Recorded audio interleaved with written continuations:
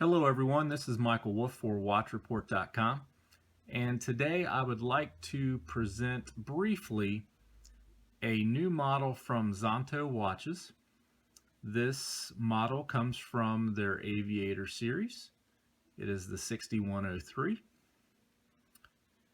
Szanto watches, they have produced quite a few different style of watches, ranging from pilot style watches to dive style watches, etc.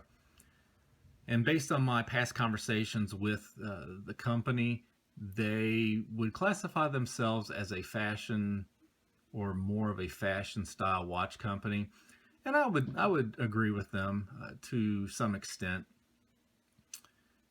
But fashion style watches, when I think about fashion style watches, I think of going to a department store and seeing the watches in, your local Macy's or J.C. Penney's or something like that, outside of Citizen and Bulova, those types of watches that you see in a lot of those department store cases.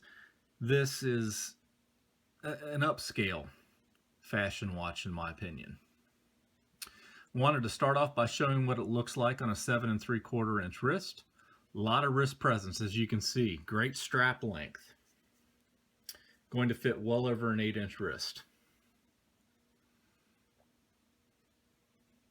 So let's get this off the wrist and talk about the watch just a little bit. All right.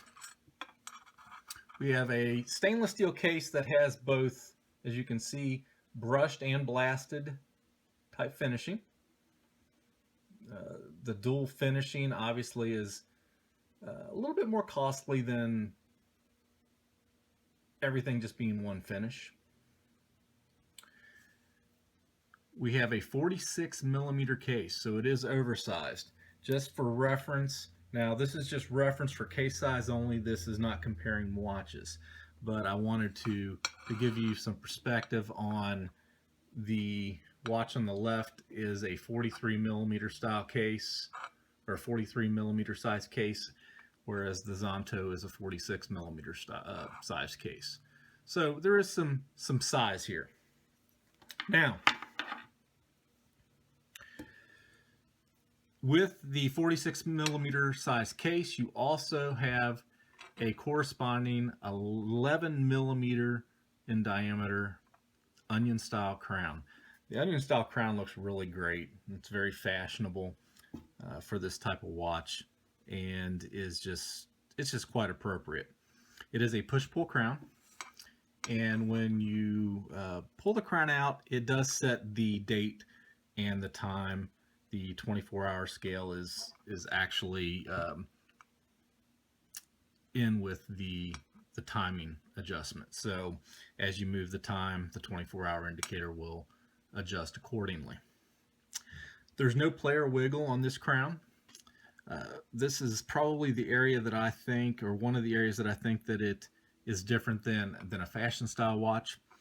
I've had fashion style watches or fashion watches that I've bought out of the department store case, and typically when the crowns are engaged, they're wiggly, wobbly, and so forth. Very firm crown, no play in it whatsoever. Large mineral crystal. It's a K1 hardened mineral crystal. Probably, I would say, one of my two beefs about this particular watch, because Szanto is retailing this watch for $450 USD. $450 I think equals we should have a sapphire upgrade with the crystal, but that's just me. The crystal is quite large. I will have the actual diameter in the written review, but I believe it's either 40 or 41 millimeters, so very large. It does show off a quite striking cream dial with vintage markers, as you can see. Very clean, uncluttered dial, very limited branding. You can see the date complication at the 3, the 24-hour complication at the 9, and then the handset and the hour markers, you can see, are coated with vintage Loom. Now, just a quick look at the vintage Loom. I'll charge it here for just a brief second. And one of the things that tends to happen with vintage loom is the intensity tends to not be really great upon initial charge.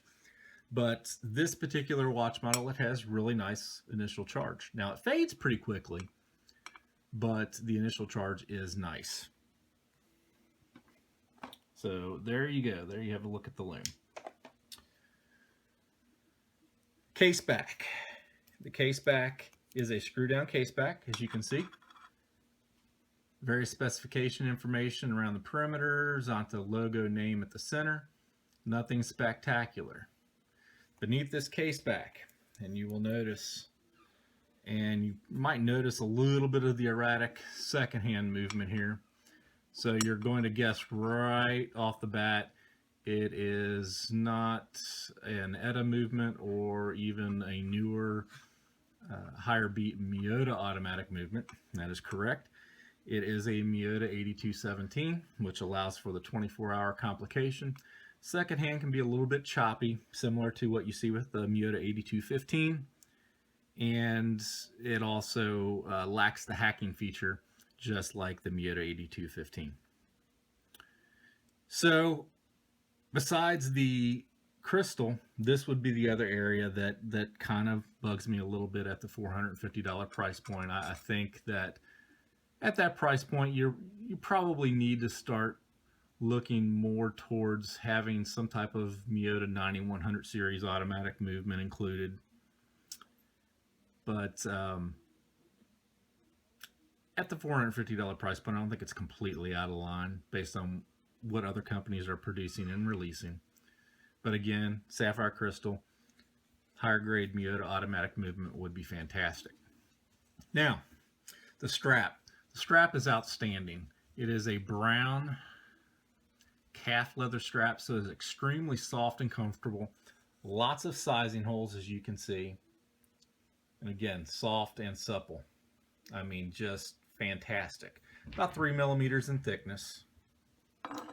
And it is finished off on this end with a signed heavy-duty buckle. A lot of substantiality to that buckle. One fixed, one floating keeper, which I think is a requirement for any good strap. I'll zoom in on the dial, let you get a good look at the dial again real quick. I mean, truly just an aesthetically pleasing dial. I don't think anybody's going to be disappointed with the way it looks. So, this is the Szanto Aviator 6103. And it retails for $450 USD. Again, I don't think it's out of line, but at $450 USD, it would be a lot more palatable if the watch came with a sapphire crystal and a higher grade Miyota automatic movement. Regardless, still a winner, I think, in my book. Very aesthetically pleasing overall, and I hope you guys enjoyed taking a look at it. I would like to thank Szanto Watches for working with Watch Report on this review. I would like to thank each one of you for watching, and stay tuned for my next video presentation here on Watch Report.